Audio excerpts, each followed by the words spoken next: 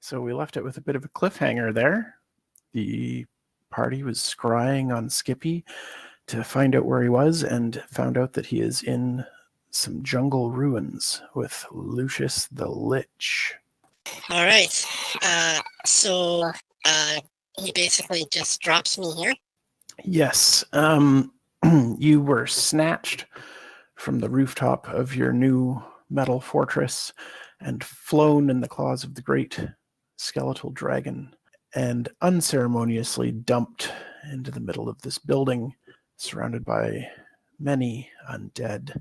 You saw giants on your way in, as well as quite a few skeletons and zombies in the area. And as you're dumped onto the ground, Lucius has a big smile for you and holds up his lantern with Venya in it and says, "Ah, excellent! Finally, the halfling of my dreams is here, the little one with the book. Hand it over." Well, you see, I kind of misplaced it. Lucius looks from you to the sensor 10 feet away from you, to the sensor 10 feet away from you, to you, and says, "Misplaced it? Really? I think not. Give it to me now, and I may let you live." So this Venya character in front of him, he has that's a skull that he has that he's carrying, right? Yes, he has a metal lantern that he carries around with him with her skull in it. Well, Lord Lucius, I don't know what to tell you, sir. I misplaced it and fell shini. It fell out of my backpack and in the fray of trying to leave the city, and I don't know what happened to it. Can you make a deception check, please? Nope, no, I can't. No, I don't even have to roll. His insight is better than 5. Yeah. He just sighs wearily and says, "I've been tracking you for an awfully long time, little halfling. Don't think I don't know all of your tricks. I've had eyes on you whether you've known it or not, much as your friends have eyes on you now." Well, They're watching? yes, that adorable little sensor that they have there. They're scrying on me. And he snaps his fingers, and you see this sensor appear visible to you. And you can see a sort of a cage of glowing light around it. He says, "Honestly, after that silly little druid grove, you'd think your friends would have learned not to scry on me by now. Oh well, I assure you, they won't be fine." And he casts a spell into the scrying sensor, and it disappears. What? You didn't hurt? Did you send that at them? Oh, yes. Yes, they're not going to be feeling particularly up to a rescue mission after they receive that little gift. What do you want with this book anyway? What's so important about it? Well, yes, let's talk, shall we? Friends. You see, that book, so I have been told, holds incredibly important information for me. Information about the resting place of my previous master. Mine and Venya's here. He rattles the lantern in his hand. And I desperately want to bring him back because I believe he can properly torment Venya for her crimes against us. And also, it would be nice to have a god on my side, don't you think? The type of god that you're talking about isn't going to serve you. You would be a lackey to it. Oh, no, no, no. No, I may not possess the power to become a god as Glithor does, but if I rescue him, he will owe me. He will owe his very existence, his entire godhood, to me.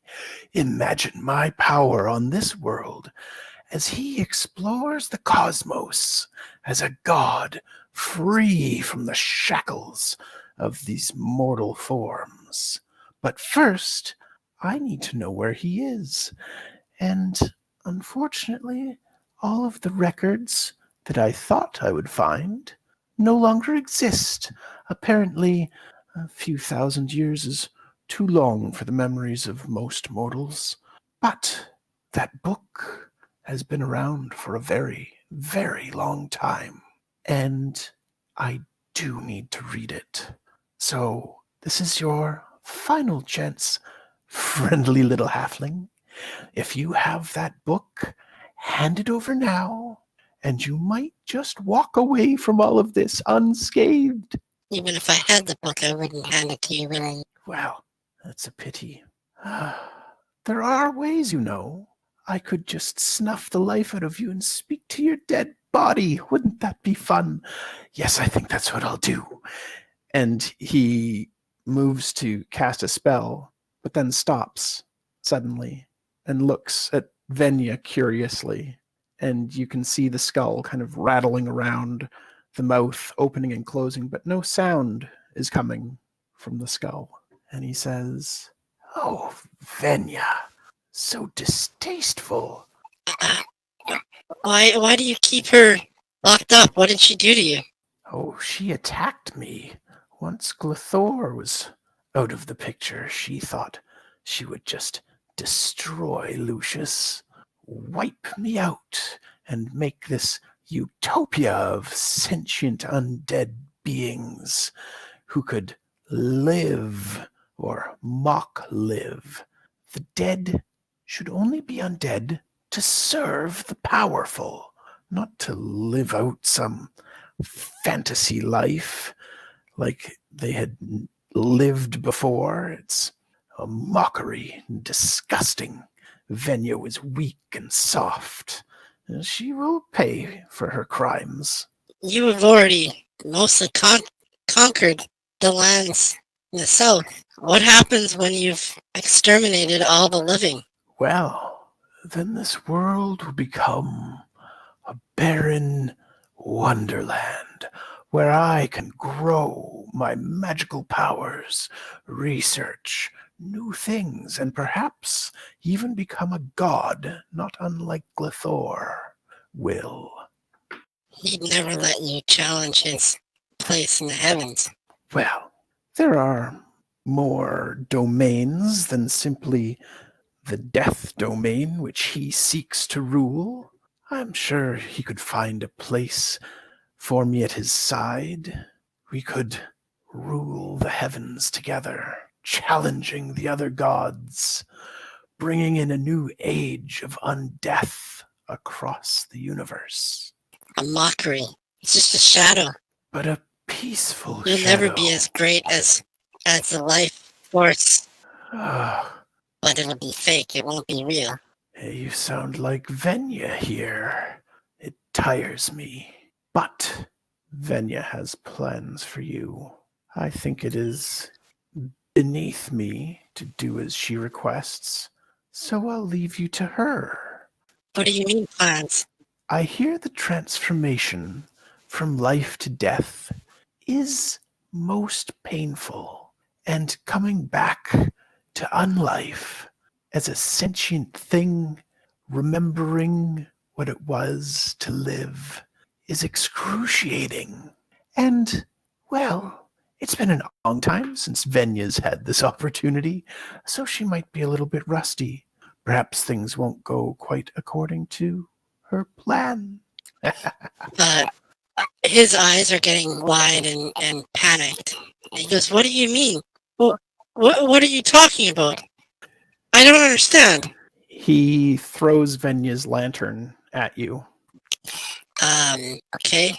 I catch it. He chuckles and walks away as Venya's mouth opens and her eyes begin to glow. Is there like a clasp or a latch or anything like that on this thing? Like a doorway to open it?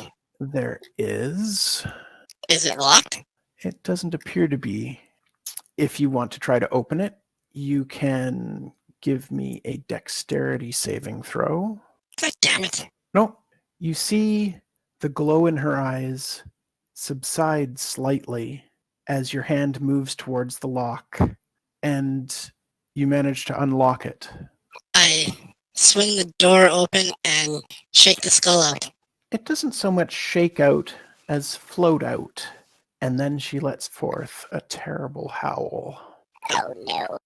Can you make a DC 15 Constitution saving throw, please? But I was supposed to let her out and then she's supposed to be on my side. Yeah. I can't do that. I can't make that. God damn it. And that howl drops you to 0 hit It points. does.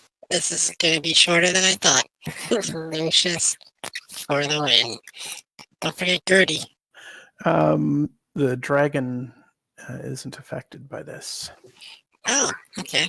If I wasn't dead, I would tell you that I have a thing for fear effects, but I'm dead, so. Yeah. So I'm dead, I'm not afraid. Nanner. Nope, you're not afraid.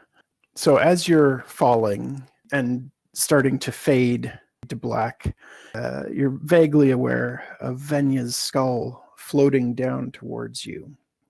The next thing you're aware of is being in flight.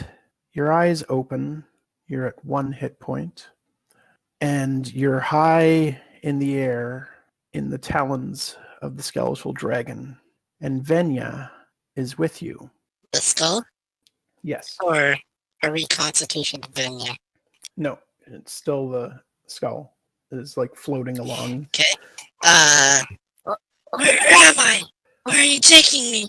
You try to speak, and it's the strangest sensation of not having air in your lungs.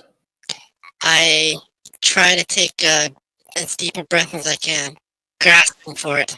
You take a deep breath, and you feel your lungs fill with air.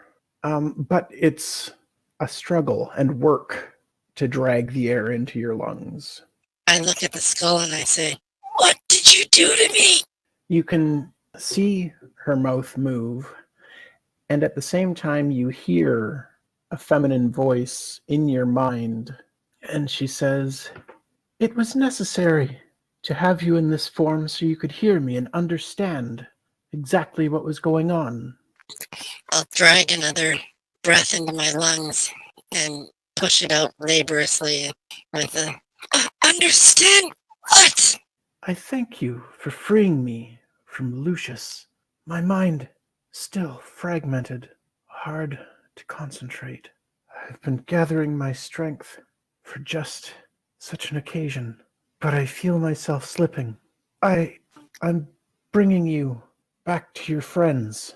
Gartoy follows my commands for now, but Lucius may gain control again. We must get to your people, and you must destroy me How? by any means necessary. If I am still in control of my thoughts, I will not resist. I will allow your people to destroy me. But if I slip, they will have to fight me." How do we stop Lucius? "You can't. He's powerful and mad. Thousands of years trapped in Oos. He's lost his mind, as have I. But if you destroy me, I may come back whole and able to battle him myself." I swear I'll destroy you when we get to my friends. "Thank you. I've wanted to be free of Lucius. So long. I feel him. I feel his presence. He's trying to wrest Gartoy from me. I must concentrate. Hopefully we can get back in time." Before you leave me, what have you done to me? Exactly. You said it was needed, but you haven't said what it is. You ask your question and receive no immediate response. You can see the jeweled eyes in the skull glowing furiously, blazing like twin suns, and you get the sense that she is doing battle with all of the power available to her, even if you can't see the struggle that's going on. I take a moment to survey my surroundings. Like, can I see any landmarks or like Sessora or Belchini or anything like that? Give me a perception check. There we go. Yes. You can see on the horizon and closing quickly the walls of Sessora, and you can see ships in the dock. And it's not long before Gartoy lands in the middle of the city and drops you and Venya there before taking off again. And that's where we're going to leave it